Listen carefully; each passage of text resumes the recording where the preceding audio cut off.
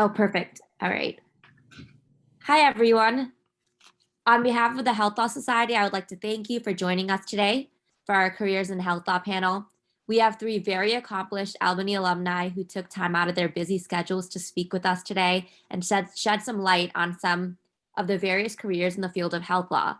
I'd like to introduce you to our speakers and tell you a little bit about them. First, I'd like to introduce you to Ms. Brooks. Ms. Tracy Brooks is a distinguished advocate and government affairs attorney with more than 20 years of experience at the state and federal levels as a lawyer. Sorry, that was not timed right. As a lawyer, executive, advocate, and nonprofit leader, Ms. Brooks serves as general counsel for the firm Shanker, Russo, and Clark.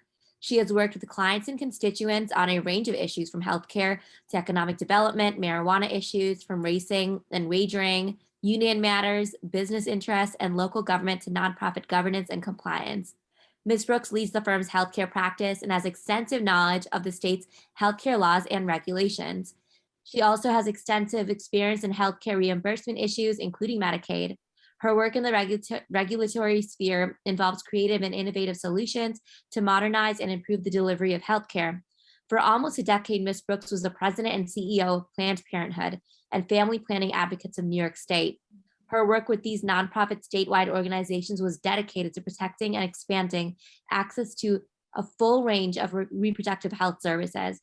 She led family planning clinics, dozens of sister organizations, and thousands of individual members across the state. Ms. Brooks has served on a number of boards, including vice chair of the advisory board for the Government Law Center and a member of the Kate Stoneman Committee at Albany Law School. If this is not impressive enough, Ms. Brooks previously ran for New York State Assembly and Congress, and part of Ms. Brooks' government affairs experience is derived from her work as a regional director for former Senator Hillary Clinton and counsel to the New York State Assembly Judiciary and Codes Committee. So thank you, Ms. Brooks, for being here with us. I'm happy to. Thank you for having me. Next, I'd like to introduce you to Dr. Stewart. Dr. Omar Stewart, okay, good. I just want to make sure you were still on. Dr. Omar Stewart is a medical doctor specializing in orthopedic surgery and an attorney specializing in medical malpractice law. While attending Albany Law to attain his law degree, Dr. Stewart qualified for the graduate joint degree program at SUNY Albany and simultaneously earned his JD and MBA within just 2 years. Dr. Stewart then decided to further his education and enrolled in All Saints University School of Medicine. As a medical doctor and an attorney, Dr. Stewart is best positioned to not only understand the complex medical issues at hand, but also understand the legal standard of care, medical legal strategies employed, and basis of litigation. Previously, Dr. Stewart worked at Merson Law, where he overviewed medical malpractice cases and litigation for catastrophic injuries and wrongful death. Today, Dr. Stewart owns his own practice at O.D. Stewart Law, PLLC, which specializes in medical malpractice cases, namely wrongful deaths, catastrophic injuries, and perinatal injuries. Thank you so much, Dr. Stewart, for being here with us. Finally, I'd like to introduce you to Ms. Holmes. Ms. Mary Holmes is a trial attorney at the U.S. Department of Justice and the Office of Constitutional and Specialized Tort Litigation. Ms. Holmes is a BS in biology from St. John Fisher College and an MA in biological sciences from SUNY Brockport. She studied at George Mason Law School and Georgetown University Law Center in Washington, D.C., before transferring credits to Albany Law School, all while working for a patent research firm in Alexandria, Virginia. During law school, Ms. Holmes studied abroad at the Shanghai Institute of Foreign Trade, where she focused on comparative law and intellectual property. Ms. Holmes has previously worked as an intellectual property researcher at Landon IP, and Ms. Holmes was also a previous law clerk to the Honorable Patricia E. Campbell Smith in the United States of Federal Claims. Thank you, Ms. Holmes, for being here with us today. It is clear that our three speakers have outstanding careers in health law, and we are very fortunate to hear from them today. At this point, I will turn it over to our incredible moderator, who I know you all know and love. Please join me in welcoming Professor Tenenbaum. Thank you. Thanks for that introduction. So I'd like to give, before I start, I'd like to give a hat tip to Serena, who provided me with some questions that I could use as a moderator. So thank you, Serena. So first, I'd like to ask our panelists if they could please give us a brief overview of what your work entails. Yeah, I guess should we go one at a time? I'll go Ms. Brooks. Sure. So today I work in a private law firm and I'm a government relations lawyer. So I represent medical providers, and that can be hospitals, nursing homes, doctors, physician groups, or licensed healthcare provider groups. So anything from the side that interfaces with patients. I have represented health insurance companies. I don't really count that as healthcare law, but a lot of people do. It's a very different position. But the work that I did, that it was probably the most exciting part of healthcare law practice, was when I was actually the president and CEO of Family Planning Advocates, because there I fought in the agencies around the regulatory framework for the delivery of healthcare. And that's where I learned the most. That really helped me do the work that I do now, being able to represent a wider swath of healthcare providers. So I work at a private firm with a great team of people. We work very collaboratively. It took me all of these years to find a firm and a position that fit really well with my style. And my style is just that. I like to work on a team. I like to have redundancy. I like to have collaboration.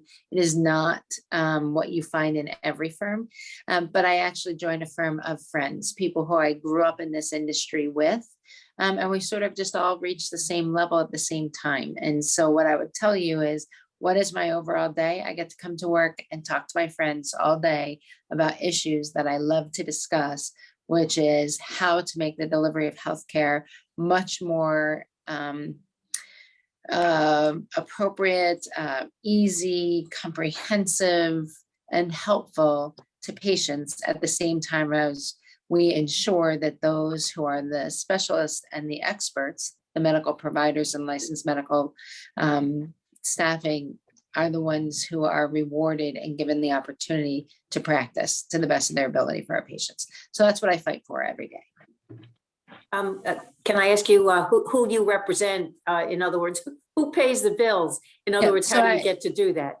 Right. So I have hospitals that I represent, different hospitals in different regions of the state. I have nursing homes. So during the pandemic, you can only imagine. So the nursing homes, the hospitals, we also have, which isn't quite healthcare, but assisted living, and is a step towards it. We also represent some of the alternative provider groups, like naturopaths and acupuncturists. We also represent organizations that provide healthcare services, but the full range of services for people who live with intellectual and developmental disabilities. So if you think of it, we kind of play in all the different pieces of delivery of care. Thank you very much. Dr. Stewart? Oh, okay. So my day-to-day or my overall operation is based upon somebody who has a traumatic event. They had a life event that changes their whole life. They may have lost a loved one, or they may have been through a terrible experience. And what I do is basically go through their medical records and see if there's actually a claim there. Being a physician myself, I know what it is to be in a hospital, and I don't take bringing a lawsuit lightly. I know what it is to go through medical school, and it's not easy. So when I bring a case, I make sure I cover all aspects of it and see if the alleged party, the defendants, if they really did something wrong. But it's also helping my client, consoling them and making sure that they can recover in whichever way they can to try to live a better life thereafter. Thank you very much. Ms. Holmes? Hi. So I'm a trial attorney at DOJ. So my client is the United States government. More specifically, my client in the line of cases that I work on is the Secretary of Health and Human Services. And I represent my client in cases of vaccine injury claims. So just to give you some background on that, every time you get a vaccine, you pay a small tax, and that tax goes into a trust fund that's used to pay injury claims. And in the United States, we have a specific statute that covers vaccine injury litigation. And I actually learned about it when I was at Albany Law in one of the classes of ed. So I worked on a case back at Albany Law, and that kind of led to my career now at DOJ very directly. So my day-to-day is representing my client in those claims, of course, going over evidence, preparing for trial, dealing with expert witnesses that are going to present on both sides, and of course, going through depositions, et cetera. So real just day-to-day trial work and prepping between trial. Also, and that's kind of misspeaks because most of our cases actually settle. So a lot of my day-to-day is actually corresponding with who, it's interesting that Ms. Brooks said talking to friends, because even though I'm corresponding with opposing counsel and the Court of Federal Claims regularly, I've been in this line of work now for several years, and it's a very small community of the same practitioners. So it does feel like I'm spending a lot of the time just talking to friends, emailing friends who we just disagree on certain terms here and there. But it's a lot of negotiation that typically is handled via email, and then juggling a lot of online meetings. And those are usually small, or not full proceedings, but small conferences and cases, and then larger proceedings as necessary. So it's a lot of juggling. Thank you. I was wondering if you could tell us the trajectory of your career and if it changed at all since you started. And Ms. Brooks, I know that your career has taken a number of turns, so I was hoping you could share that with us. Certainly. So getting out of law school, I joined Him & Straub, which is one of the larger firms here in Albany, and had the great opportunity to work with outstanding mentors. But I did always think, and every day I crossed State Street and looked up at the Capitol, and I thought every day, someday I'm going to work in that building. And there was only one kind of job that I wanted working in that building, and that was to be a member and to be elected and to be able to fight for those who didn't have a voice or who weren't comfortable fighting for themselves. And so every day I'd walk across the street, but I'd been a paralegal before in litigation. And so the firm had hired me into the litigation practice with a promise that I would get to the legislative practice eventually. So I got there, and it was a fabulous litigation team, and they took me right under their wing and really taught me a lot. I had law clerked there the whole time I'd been in law school. And then Judge Leslie Stein at the time, who is now a retired Court of Appeals judge as of this past June, was a city court judge at the time, and she was running for Supreme Court. And the firm allowed me to work on her campaign, and I got to leave every day at 5 o'clock. And so I started working with her. We helped get her elected, and that's how I got the opportunity to run for office. So here I thought I was on my way. I was a non-traditional student. I took 5 years off before I went to law school. My grandfather said I retired first, doing a lot of traveling, but I never expected to get to run for office 2 years after law school at such a young age, and not having, I thought I would have a family by the time I did this, and I'd be much more established in my career. But I had the great opportunity to do it, and I did. And I was saying before everyone got on the call, one of the things I would say to you as you start your practice is to be brave to say yes when those life-changing opportunities come your way. And I think you've got 3 of us on the phone right now who are going to outline specific points in our career where we deviated from what we thought we were going to do. And I hope that they are finding, as much as I have, great satisfaction in taking the road less traveled and a direction I wasn't expecting. So I ran for office. It didn't quite work. I then worked for the legislature, and so really got to learn how government worked and how to be a part of it. And then my mom got sick right when I thought I was going to run again. So I didn't run the second time for the assembly, which likely would have been a successful opportunity, but you have one mom, and a lot of times to try to do something in your career. My mom recovered. She's still alive and everything's great. But then I had the opportunity to work for Hillary Clinton right after that election cycle. The job here in Albany opened up, and I never wanted to work for an elected official. That was the last job I wanted. And I wanted nothing to do with, being a regional director. I was going to work in a capital, whether it was the United States Capitol or the state capitol. And they put Hillary Clinton on the phone to say, we need you to come. I helped you in your campaign. I need you to be here in 2006 when I run for mine.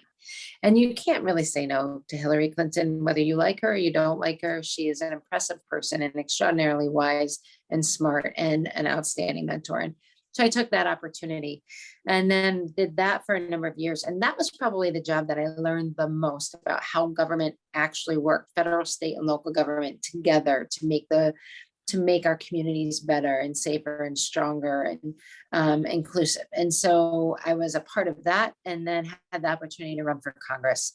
We got her through her presidential primary. But while that was happening, my congressman had called to say he was going to be retiring.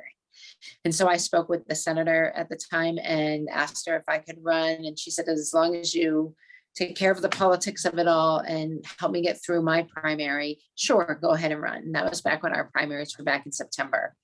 Now they're in June. And so I did that. So again, deviated off the path. I mean, I don't, this path is the most winding path you can imagine. Then I ran for Congress.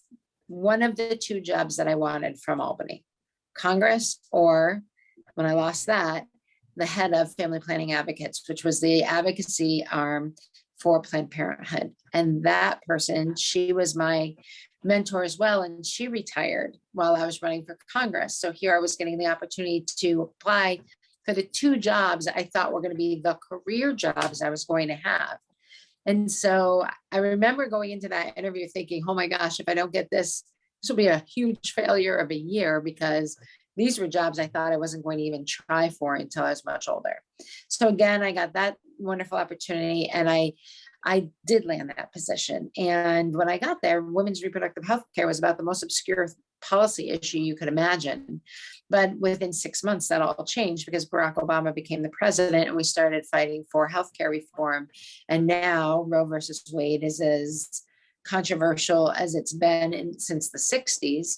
It's very sad and disheartening, but we fought really hard, and I left that organization in very capable hands to continue that fight after my husband had passed away. And I needed to take some time and not be on TV and not be in the public eye and be quiet and sure that I wasn't going to make any mistakes. And the women's reproductive health care is not a place that you want to make a misstep when you're speaking publicly. So that was, here I was on the path doing the job I thought I was meant to do at the highest point of needing a great fighter.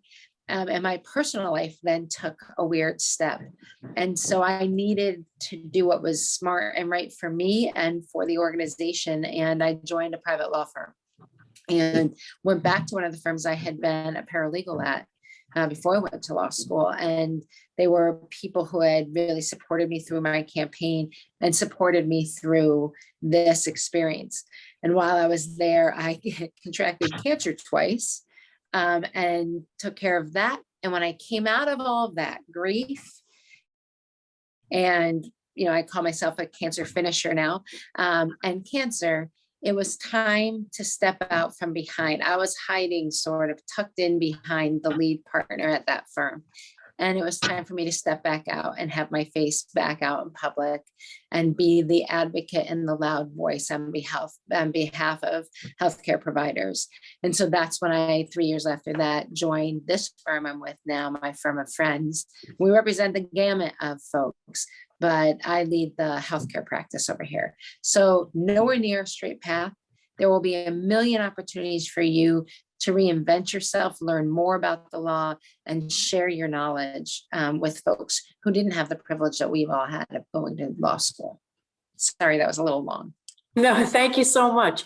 I'd like to reiterate that unfortunately in your career, you can't plan your opportunities. So not just job opportunities, but also case opportunities. Like you have to take them when they come, not when it's convenient for you, if you want to have those opportunities. So thank you very much. Dr. Stewart, clearly you made a different career path, right? Having gone to medical school. And so I'll be curious to hear, I'd love for you to tell us all how you made your decisions and how you ended up in malpractice. Okay, so during law school, my father had a heart attack in 2010. At the in the middle of 2010. This is when they had a housing market crash, and me and him did a lot of business together. We had real estate, we owned real estate together at that time. After I graduated with my JD MBA, I just focused on helping my family, my parents recover, getting all the businesses back up and running. Then I had a strange opportunity to go to medical school. Now, I'm the only attorney in my family. Everybody else in my family is in the medical field. My father, he has a private practice, and I've been, I grew up around in the medical practice, just helping out, but I didn't take it seriously until I got the opportunity to go to medical school. Now, I didn't have much responsibilities other than the businesses. I didn't have a family. I didn't really start my legal career at that time. And so I just decided, why not? I will take this opportunity and try it. If I fail, I fail, but at least I tried and I would learn something from it. And I went into that believing that I would fail, but trying my best to survive. And 4.5 years later, after that, I was able to successfully complete medical school. That really changed my trajectory. Before, it was just real estate and business, but that really brought it home for me because I'm passionate about what I do now. I'm a family man at heart. A lot of my decisions has been made because of my responsibility to my family, and it allowed me to make that decision with a clear conscience, and it has worked out for me. So that was really the trajectory that changed my career. I became sought after with medical research because of my expertise, but I limited my other options, but I'm happy with that decision. Very much. That's a different career path, but fascinating. Thank you. Ms. Holmes? Actually, you're muted. I apologize. I'm having a new roof put on, so I'm trying to mute myself so that I don't dominate the conversation with pounding. That. So my undergrad career was biology. I had to go into research and did that for some time. And while I was doing research, I quickly learned that it was not for me. I was working in an animarium, taking care of rats, doing cancer research, and I realized that that was pretty much what you were going to be doing if you pursued a PhD in that field. And after 1 or 2 rat bites, I decided I would go back to school. We had to hand in our lab notebooks to the technology office, and they did tech licensing, and I got to meet a couple of the attorneys at the school I was working at, and I just thought that was fascinating that they got to see everybody's research but not have to deal with the rats. So I decided I would go to law school, and that's how I ended up at Albany Law. And I, of course, focused myself on patent law and intellectual property because that's where I thought I would go to stay involved in with a science background at a legal career. And while I was at Albany Law, of course, I mentioned I did a health law class with Dean Ouellette, and I signed up for Oscar, which is, how you apply for judicial clerkships. And when I put my application in Oscar, I specifically limited it to, I didn't know I did this, but I limited it to send me opportunities that required a science background. And I continued on my merry way. I didn't think I was going to be a judicial law clerk. It was something we set up during a career meeting at Albany Law. I went ahead and took a job as an intellectual property researcher, which is a litigation support position while I was finishing my law degree. And out of nowhere, I got an email saying there was a posting in Oscar for a special master, which is a essentially like an administrative law judge who needed a clerk with a science background to work on vaccine litigation cases. And that's how I ended up in my career, is that one random Oscar notation. Now, typically people apply to several clerkships. I applied to just one.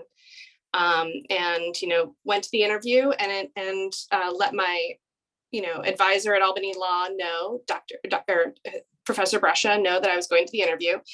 And Professor Brescia alerted me to the fact that a fantasy football league with the special master I was interviewing with, and that he would reach out to him, let him know that,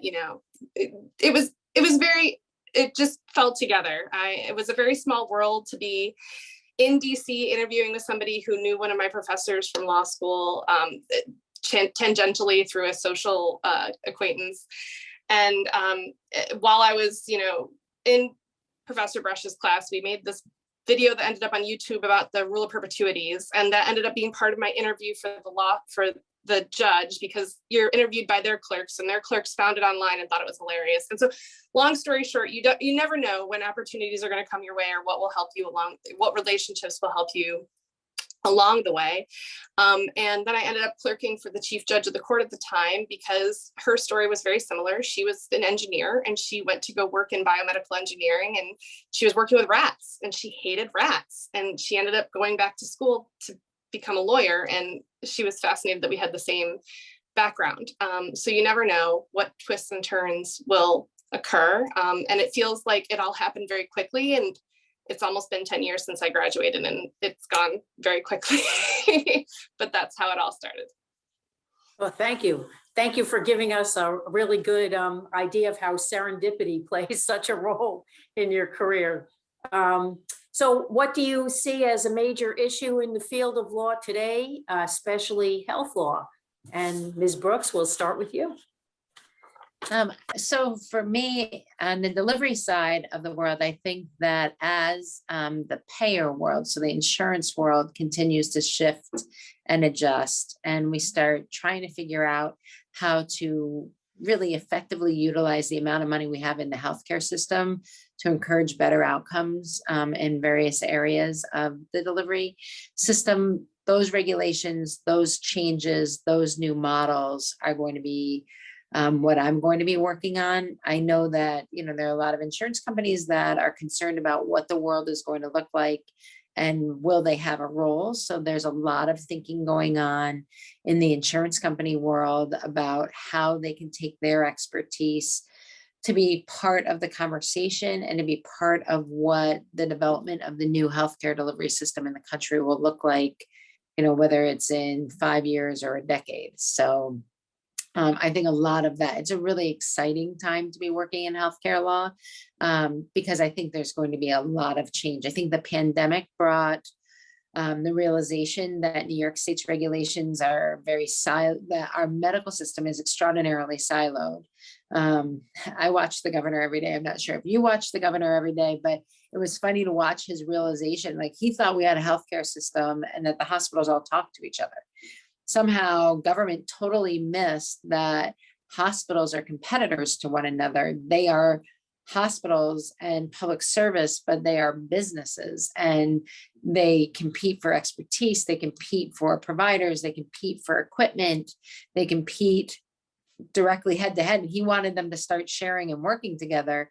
And government had a hard time understanding what the industry of the healthcare system is. And so I think that was a lot of light shed for government to now rethink, including the agencies, to look at all the antiquated regulations that really needed to be lax. So really great things that are happening. Telemedicine will significantly change how we deliver the system, deliver healthcare, but we can never be without hands-on healthcare delivery. I mean, we have to see people and touch them and look at them, and we can't just do everything on a telephone or a screen. So how are we going to set up a regulatory framework to ensure people are getting the right care, regardless of where they live, regardless of their socioeconomic status, regardless of their language? All of that has to be considered. So that's the world I'll be in for the next decade, I imagine. Dr. Stewart? Thank you. Actually, you're muted. Thank you. Sorry about that. Due to the shortage of physicians, I think we're going to see an expansion of non-medical personnel and businesses performing medical activities. There has been a major push for chains like CVS or to be given shots, to be given a vaccine, but that's actually a medical action. If somebody has an allergic reaction, they don't know how to respond to that. But because the need is there, they're trying to push for that. Also, I see that there's going to be more government review of physician standard of care and academia versus special interest research. But ultimately, I think that artificial intelligence and technologies integrated into the healthcare system or healthcare product would happen, whether it's 5, 10, 20 years from now. You see companies popping up like Neuralink, and you see a rise in bioinformatics, which is trying to merge the information that we get from the healthcare system or the information we already know about mechanism of actions and body issues or physical issues, merge with technology. So I think that's where the major shift is going to be. It's going to heavily affect patents.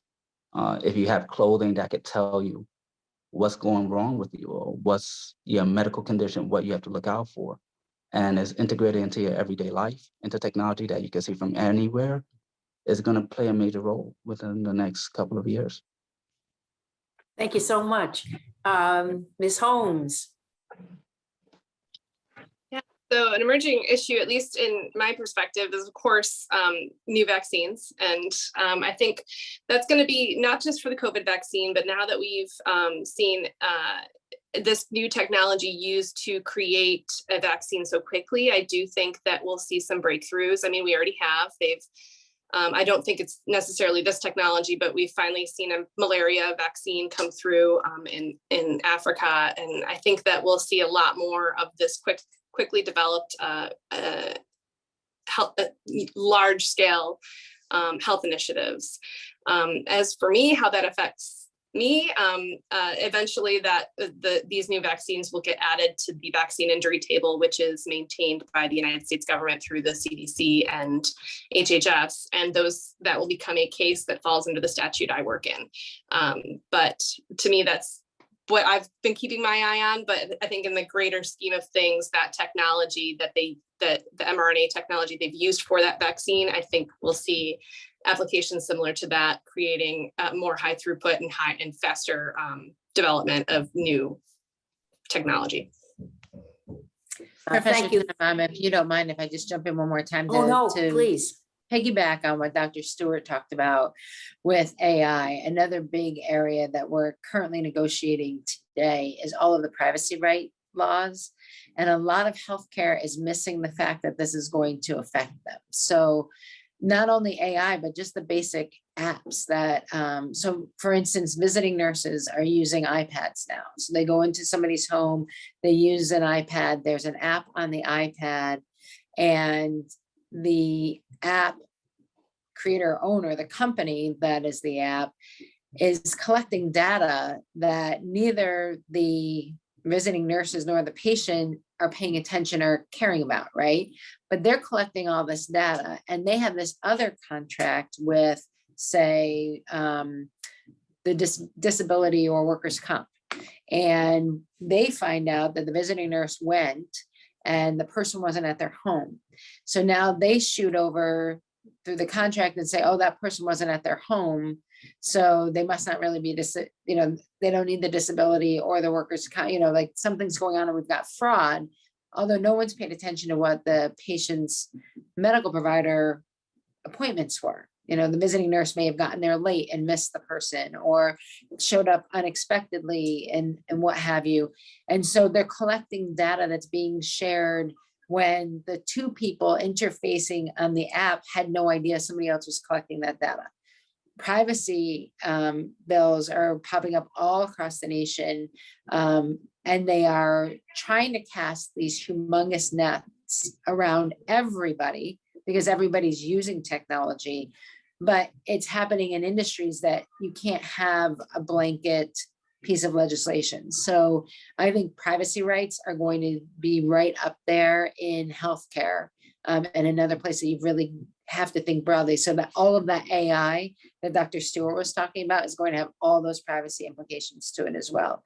The more data that's collected by us in a passive way is being shared for marketing purposes is always going to potentially be used in a way you never expected nor would care for. So that's another area. Thank you. Frightening prospect. Thank you. Maybe I thought I'd mix it up a little bit. So I'll start with you, Dr. Stewart. What do you wish you'd known before you started practicing law? You're muted. I didn't know that it would affect every aspect of my life.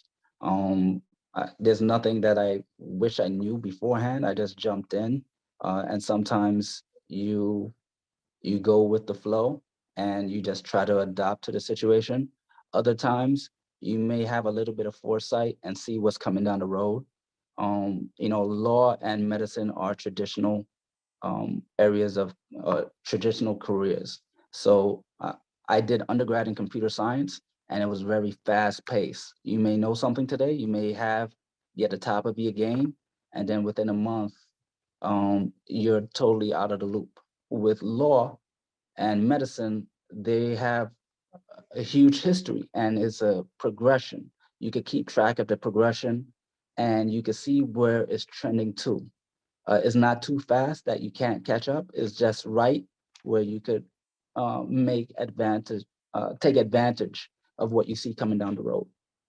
So I like that about medicine and law.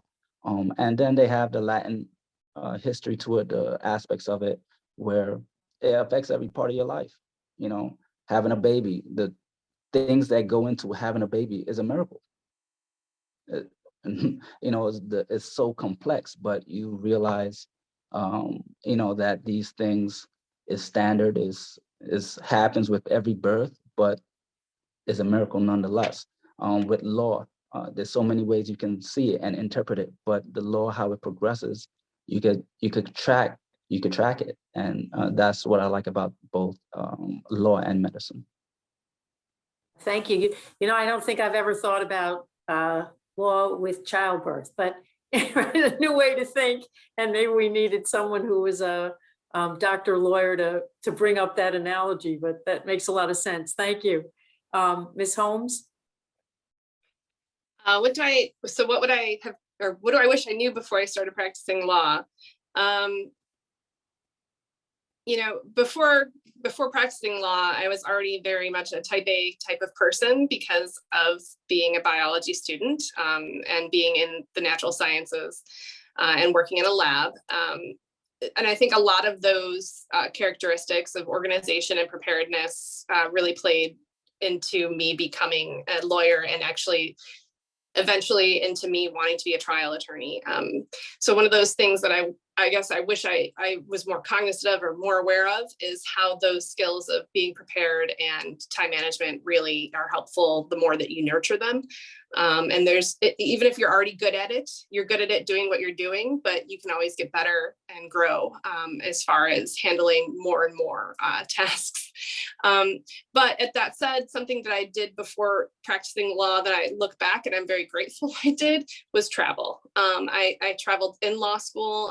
I traveled before law school because I now am doing something I'm so passionate about that I do have to physically remind myself to take my leave. And and that's a great thing. I'm glad I'm passionate about what I do. But it's a different headspace. Once you do fall into the career that you love, that's one of the drawbacks is you don't necessarily make time for everything else that you like. So it's a good thing that before I completely that I had an opportunity to do those things that I like as well.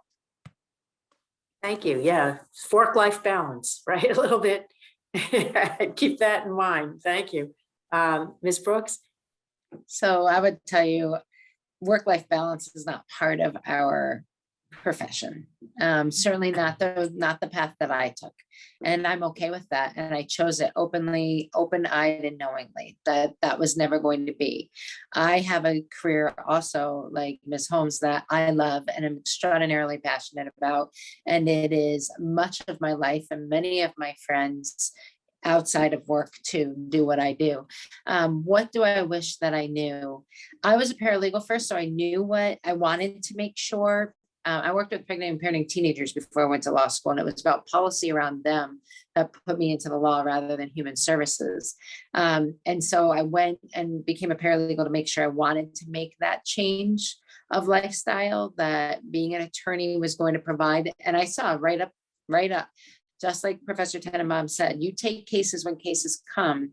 And you're a litigation attorney, Ms. Holmes can tell you it's peaks and valleys, and your vacation doesn't always fit in the peak or the valley. You become a spontaneous person when you are a litigator, because the time that you have to go on vacation may not be when everyone else is going. So, but you go. And when you love what you do, there's balance in your life because you're feeding your soul. And so I would say to you that I give this analogy that life is like whitewater rafting. And when you go whitewater rafting, what they tell you is if you fall out of the boat, don't fight against the current and try to grab onto a rock or something, because you might get pinned, you might break your leg, you could drown. But if you pull your knees up to your chest and hold on your life vest and go down the rapids, you get to the quiet pool, we'll pull you back in the boat, we'll ride the next rapid together. I wish I knew better, because I'm still not good at it, how to pull my legs up and hold on to the life vest in the rocky moments. So I've gotten better at, and so maybe you should try it while you're in school, getting better at knowing when to lift your feet off the ground and hold on to your life vest and get yourself through the rocky moment. So you can get to the quiet pool, turn back and reflect on what you've just come through, process it, and be ready to move to the next position. Because the rocky moments are exciting and fun. They're not only hard. Feels hard today, but they're exciting and fun. And you can always find top from bottom if you take that breath. So those were the things that I learned that I probably would have been more adept at earlier in my career, and served me well today. So we are crisis managers. That's what a lawyer is. It doesn't matter what kind of lawyer we are. People need us because something hard is happening. Whether you're a med-mal or you have, he does cases with pregnancies and deliveries that go wrong. That is heart-wrenching for families. I'm fighting for doctors to hold on to their practices, or communities to hold on to their hospitals. And Ms. Holmes is fighting for people who are having negative reactions to vaccines and are having a significant change in their life. That's what we do. You're here to be an advocate. So use your voice as loud as you can, as often as you can. Thank you so much. That's a lot of good advice and right in a short space. Thank you so much. So basically now I just wonder if you have any advice for students who want to pursue a career in health law. And Ms. Holmes, I thought we'd start with you. Sure. So, I think I mentioned how serendipitous my launch into vaccine litigation is, and it'd have to be. It's a niche that nobody could really know about. I did present one of the cases in a lecture at one point in time, but I don't think I realized when I presented that case how small the area of law is. And so that's something I would recommend is you might be doing something you don't even know exists. And it's kind of difficult to get a top-down view of every opportunity that you could possibly have in health law.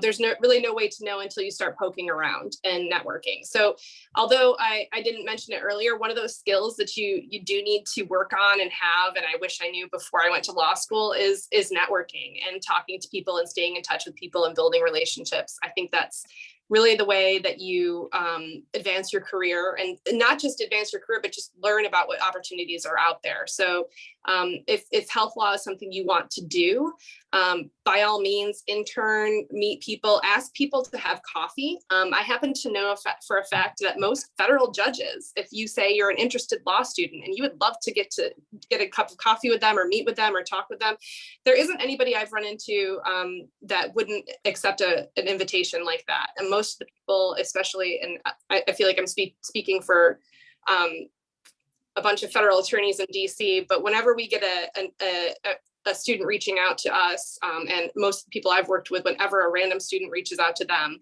they're always willing to have a conversation. So make sure you put yourself out there and work and ask questions and get to know people and get to know what they do so you can find what you love. Thank you very much. Ms. Brooks? You just said so many great things, Mary. Yes, you did. And this is a little bit of advice. I think I just gave a lot of advice, but what I'd say to you about healthcare, we have such different careers. So there's so much that you can do in this world of healthcare law. If you want to know where change, if you really want to be immersed into what the laws and the regulations are, I would say definitely look at government. You know, you're here in Albany, you have the opportunity to intern. You know, if you can be at the Department of Health or OMH, the Office of Mental Health, or OASAS, substance abuse, or OPWDD, folks who live with intellectual and developmental disabilities. You know, working in an agency gets you acquainted very quickly with what the body of law and regs are, and can help you. I also was very connected with the Government Law Center, and we do an aging law and policy, the Salmon Fellowship, and I was a Salmon Fellow. And actually the woman who had the Salmon Fellow before me now is like the #2 attorney to the governor. She does litigation for the second floor, the governor's office. She's counsel to the governor's office litigation bureau. And so neither of us does aging law, but we learned a lot about the bodies of law. And that's healthcare law, a lot of it too, for aging. So there are a lot of, and then any of you who are interested in the judge piece that Ms. Holmes just talked about, Judge Leslie Stein is now not only a retired Court of Appeals judge, my very dear friend, but the director of the Government Law Center. And starting in January, she'll be there full time. She's only there sometimes now, but her #1 priority is all of you. And she has some of the best advice. So I would tell you to search her out on top of it all, but be open. Do not be closed-minded to what you think your career is going to or should be or look like. And don't ever sit and turn around and say I'm in the wrong spot, because you're exactly in your career where you're supposed to be, because the next opportunity is around the corner. You just don't know if you're a block away or a mile away. Thank you. Yeah, the law school is thrilled to have Judge Stein on joining us here at the law school. Dr. Stewart? My advice is very rarely is there a straight line to a destination. But that being said, focus where you want to be in 5 years. What specialty you want to be in, try to be the best in that specialty. Do all your research in that one specific area. And then as you grow, you would expand your expertise. No one person knows everything. So it's just a building blocks of how you want to learn, where you want to be, and try to make your decisions based on, okay, well, does it help me get closer to my goal, or is it a distraction?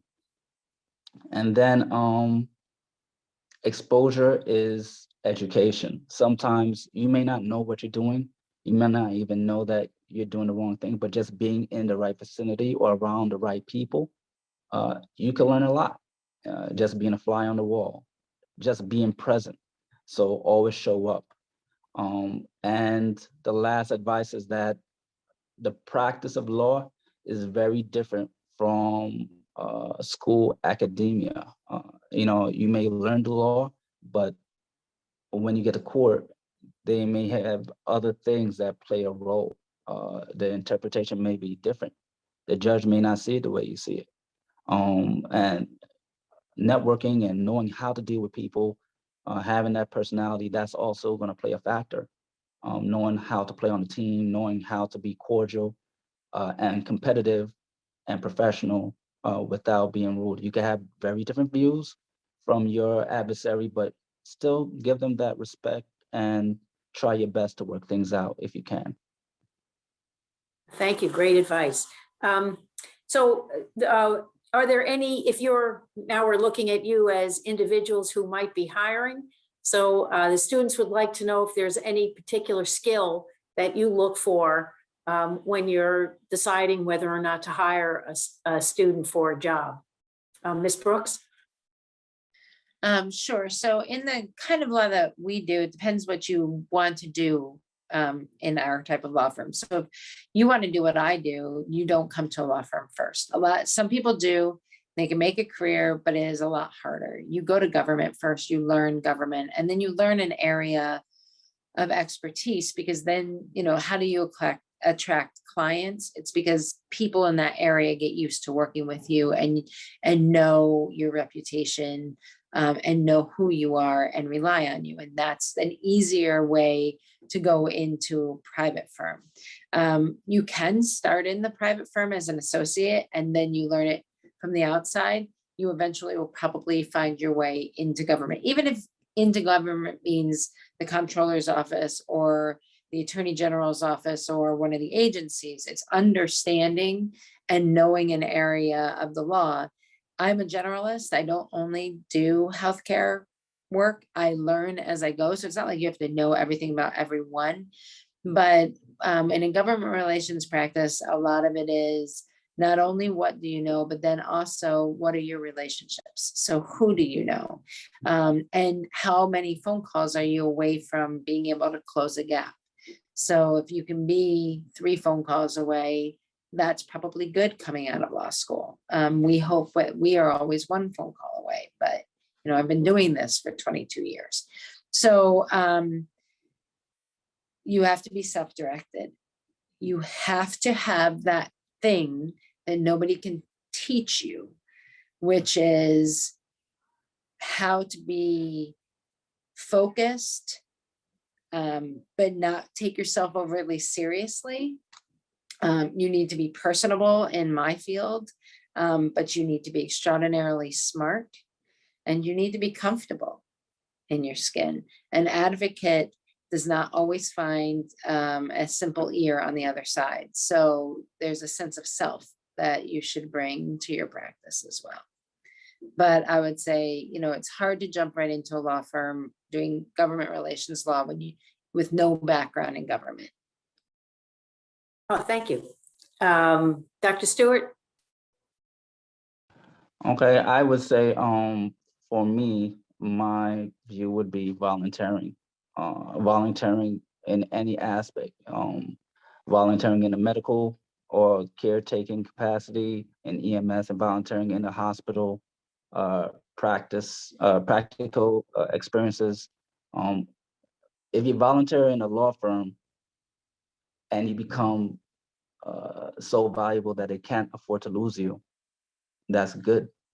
If you volunteer in the hospital and you have a experience of what actually goes on and how things may get lost in translation, that's not always reflected in the medical records, that's something that you can use to your advantage. And everybody wants money, but a lot of times it's the education and the things that you learn that is worth more than any dollar amount. That's going to help you throughout life. So I think volunteering, interning, and just being dedicated, the money will come. Money comes and goes, but that experience you have, or getting that foundation of knowing how to maneuver and what happens behind the scenes, that's critical. Thank you so much. And Mary, excuse me, Ms. Holmes, sorry. That's all right. Your name's fine. So when I was working at the court, pretty much every clerk that we hired had interned in the office previously. So take advantage of your semester in government opportunities through Albany Law. Those pay out immensely. Even if you end up working for a judge that you didn't intern with, that also happens quite a bit too. We have people who will intern HHS takes interns, DOJ, our office also has interns every semester. And we love having our interns come and go. And honestly, it's definitely a leg up on any application that you make to anybody in the community that you interned with, is to see that internship, that foot in the door. So that's that volunteering aspect. But something I want to mention in health law is specifically, it kind of gets overlooked, but a skill that's actually really important, and Dr. Stewart talked about this briefly, reading medical records.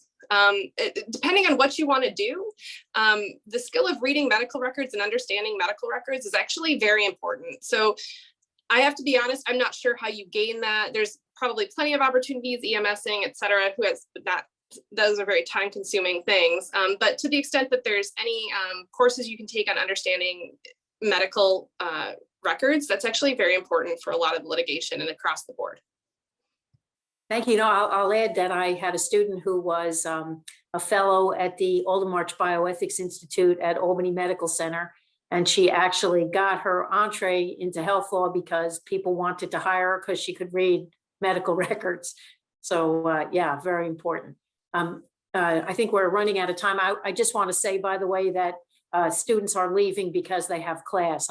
It's in the chat, but I don't know if any of you have been seeing that. So it's not because of you. They seem to be having really great feedback here. It's because they had to leave to attend class. And Joanne, did you have anything that I missed? No, not at this point. Professor Tenenbaum, there were no specific questions in the chat. I don't know if any students have any who are still on the call.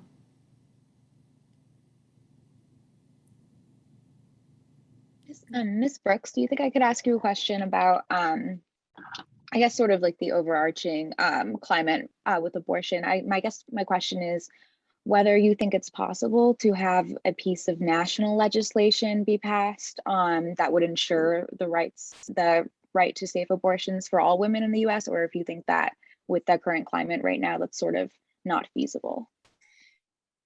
That's what we wish we could get.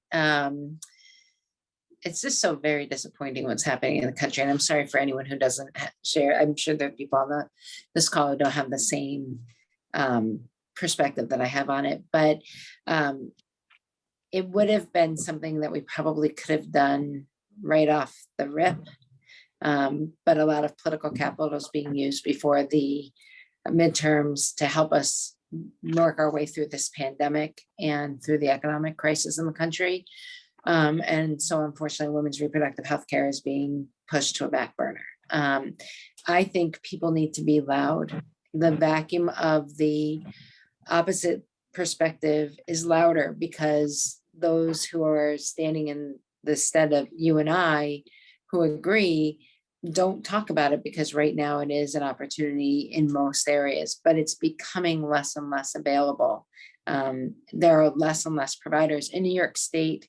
We just introduced a bill, actually, I believe it was this week or last week, that actually will require med students to learn about abortion care services, because it's not a mandatory part of the curriculum today.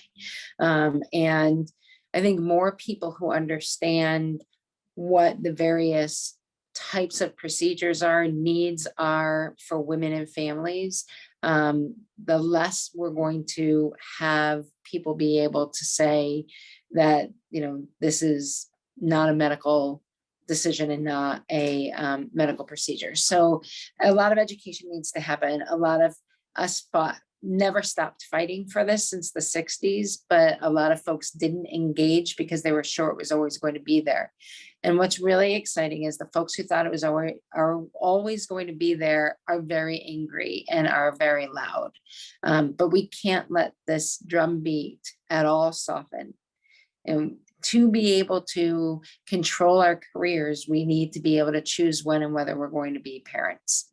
And today that needs, I stand in the position that says women are trustworthy and so are doctors, because right now we've got states saying that doctors are liars and they want to put doctors in jail. So now we're criminalizing the medical profession. Nobody is worth trusting in our nation. And I think we as a society need to say we trust each other to make the decisions that we need to make for ourselves and our families. And so, yes, a piece of federal legislation would be our best option. But today, being leaders in the state of New York, we can help lead our nation with better, stronger laws here and be open to people who need to come from other areas of the country and of the world. Thank And you. thank you so much. Any other? Oh, Oh. sorry. Go ahead, Professor Tenenbaum. I was just going to ask if anybody had any other questions, but Serena, I'll turn it over to you.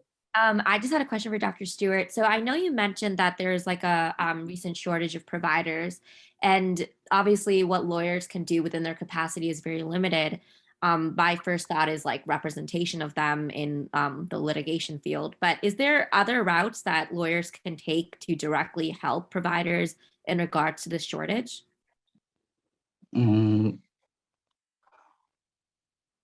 Is a complex question. Is not as simple. When you're treating someone, you have to know what you're doing. People depending, and they're putting their lives in your hand. You know, I came across a lot of cases where someone died of simple mistakes. And there's not that much doctors at this moment because people see other ways to get money quicker. You have some physicians or some people who are not so much interested in helping, but they're more looking at the money aspect of it. So you have to re-incentivize becoming a doctor, what that means. And then you have another issue, which is payment.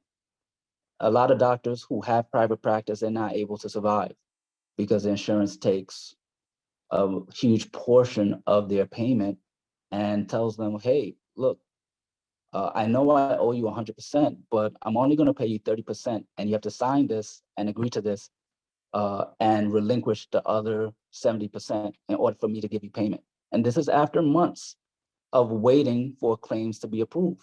So the doctor is already on the ropes, and he has to try to survive and deal with administrative work rather than just treating his patients. So when, back in time, historically, normally a doctor would see probably 20 patients, 15 patients a day. Now they have to see 40 to 50, 60 patients a day. Sometimes they have to get their residents to do half of the work just simply because they have to try to compensate for the middleman cutting them out of their profits. So it's a complex issue. If doctors had an advocate that can legislate for insurance companies to have to pay, let's say 50% of whatever they collect to the actual physicians, or they're guaranteed like a certain percentage of how much they see, then I think the story would be a lot different. Half of these cases, not that the doctors as so much as are incompetent, is simply because that they're stressed and strapped with time, and they have to try and make up for the middleman who is cutting into their profits. You have a lot of people, professionals who are in business, have an MBA, and they're making medical decisions that they should not be making. But because they're part of administration, they have the authority to make it. Because they're looking at finances, they're making those decisions. So it's not as simple as, there's a lot of different complexities to it. I don't think I have all the answers. I think, you probably would need to look into it a little bit more, but that's my take on it, coming from a private practice and now doing medical malpractice litigation. Thank you. That's very helpful. Okay. Thank you, everybody. Thank you for coming. Thank you for giving us your time. I think we're out of time. But we really appreciate that you came here and joined us today and gave such great advice for our students. Thank you. Thank Have you a for great- inviting me. Have a wonderful day. You're welcome. Thank you. Thank you. Thank you.